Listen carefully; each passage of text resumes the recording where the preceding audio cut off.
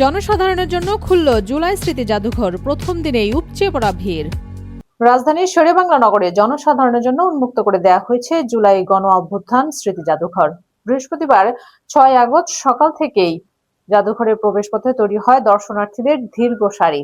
ইতিহাসের গুরুত্বপূর্ণ এই অধ্যায়কে কাছ থেকে দেখতে দেশের বিভিন্ন এলাকা থেকে সেখানে জড়ো হন নানা বয়সী মানুষ। 2024 সালে জুলাই গণ অভ্যুত্থানের স্মৃতি, আন্দোলনের অংশ নেওয়া মানুষ এবং শহীদদের আত্মত্যাগের নতুন প্রজন্মের কাছে তুলে ধরতেই সাবেক গণভবনকে রূপ দেওয়া হয়েছে স্মৃতি জাদুঘর। 5 আগস্ট জাদুঘরটির আনুষ্ঠানিক উদ্বোধন করা হয়। পরদিন থেকেই নির্ধারিত টিকিট ও সময়সূচির মাধ্যমে সাধারণ দর্শনার্থীদের প্রবেশের সুযোগ দেওয়া হয়।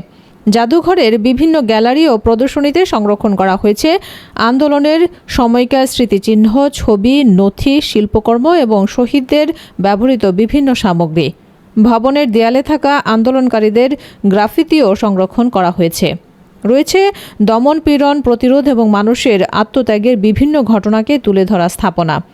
প্রথম দিন জাদুঘরের প্রবেশের জন্য নির্ধারিত 900 টিকিট আগেই বিক্রি হয়ে যায়।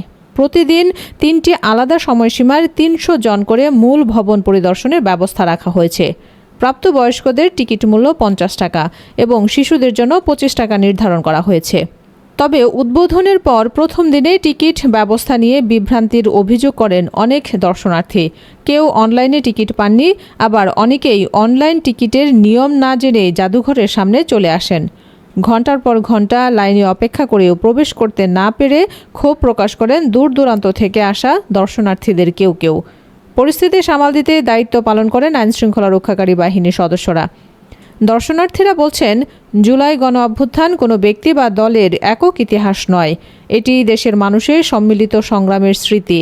তাই জাদুঘরটি যেন সব শ্রেণী পেশার মানুষের জন্য সহজে পরিদর্শনের সুযোগ নিশ্চিত করে, সেই প্রত্যাশা তাদের।